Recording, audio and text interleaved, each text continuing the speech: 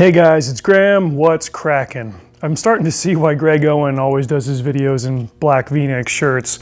I don't have to keep going through my wardrobe and finding different shirts if I just start doing it like him.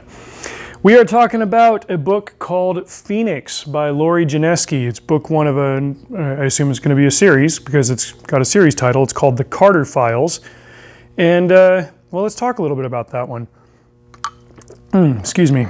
It is like 4 in the morning here, and I've decided I'm just going to do a whole bunch of book reviews that I've been meaning to get to. Some of them are books that I've covered on Upstream. Others, I was like, well, why don't I give them the video treatment? So I first heard about this book a couple of weeks ago when some idiot on Twitter attacked it, saying that the cover was plagiarized. Let me throw it right up here for you. It was torn off of Red Rising, and I was like, oh, we got some Red Rising comparisons here. Let's check it out. It's a book set on Mars, and the cover is red and black because it's set on Mars, and there's a feather pattern on it, but the publisher went and clapped back at this author that was making a big stink about it and was like, no, it's not, and if you keep insisting that it's plagiarism in this sense, like, I've got legal grounds to pursue you on this. So it was a big brouhaha. Michael Gallagher did a great write-up of it over on Upstream. I don't have to recap it all here.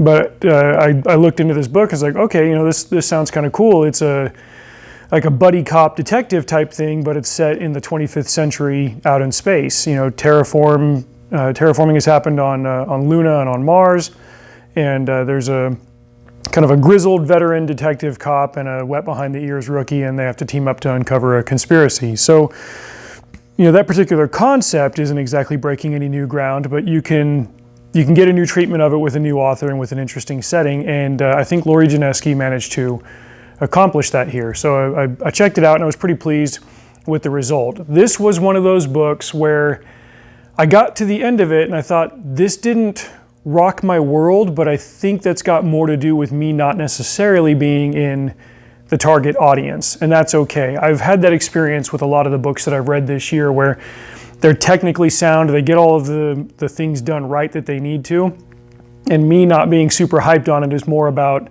like, I can tell the author wasn't targeting this at me. This is where we're going to do a quick sidebar here, and I'm going to throw back to something that I used to do on my website about 5 years back. I haven't really done it so much since then. It's not been something that's interested me as much, but I used to do this thing called Trucker Man Reads Girly Books. In fact, now that I think about it, Steve and Larry were talking about this on Writer Dojo this week, talking about writers needing to read outside of their preferred genres to kind of give you a breadth of reading and writing experience. And, me being a big sci-fi fantasy guy, that was most of what I read, but I would still occasionally pick up a YA romance if it was good and read through it. I've read a lot of Jenny Han's books. She wrote the books that To All the Boys I've Loved Before series was based on. I guess she had another series on Amazon. I've read a lot of Casey West books, Renee Collins, April Lynn Pike, obviously. Like, I've sprinkled a lot of, especially like geared towards younger, but romance into some of my reading over the years because, I might want to put in an element of romance in something that I'm writing later, and that'll be good. So, as I was reading through this Carter Files books, it was a police procedural and it was out in space, but there was an undercurrent that became kind of a main current of romance, as the book developed. And that's what kind of pulled me out of being like the main target audience for it, but it does that element very well. And I just kept thinking as the book got closer and closer to its conclusion, I was like, my wife will really like this book because she reads a lot of romance. She likes Regency stuff. She does also like detective books, although a lot of modern day procedurals tend to be very gritty and hard-edged with their content because they're dealing with crimes, that there's rapes, murders, stabbings, all that stuff. It's not always going to be, happy-go-plucky and we get to live in the clean side of the world. But because there are readers looking for that kind of thing and they don't always get it in that particular genre, an author that comes along and writes something that is procedural, is a police piece, is a detective piece, but it steers towards the cleaner side of content, well, they found their audience. So anyway, let's talk a little bit about the setting. Like I said, 25th century, the year it's the late 2400s. We don't have like warp core technology yet, but we've managed to make it so that it's not like a 15-year journey from one planet to the next out in space. You've got big orbital elevators. You've got, more advanced tech than we have now. It's the kind of thing that we've envisioned on sci-fi that maybe doesn't go as far as Star Trek or Star Wars, we'll say. Our main characters are David Carter. He's the grizzled veteran. And then the rookie is a woman named Veronique de Tournay. I believe I'm saying that right. Another quick sidebar here. I got the ebook of this, and I went to go plug it into Speechify. They should sponsor me at this point because I talk about them well enough. They don't, but here I am.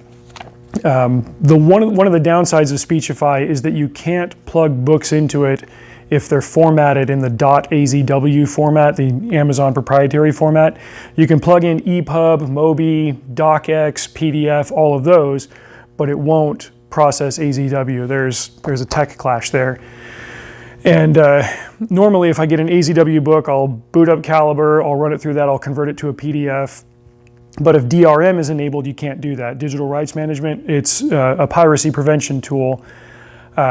Calibre used to have an extension enabled that could break DRM. I think that got them into trouble because you can't do it anymore. I've spent a lot of fruitless evenings searching around on the internet for a way to do that. And unless I paid a decent chunk for a piece of software, I can't do that. So long story short, I bought the ebook, tried to plug it in, tried to convert it, couldn't work. I was able to reach out to the publisher and say, hey, I bought this, blah, blah, blah, I'm a reviewer. And they were able to connect me with a copy so that I could do it in this way, listen to it at work. I listened to it this week. It's great. Anyway, that's why I'm pretty sure I'm saying Veronique de Tournay right.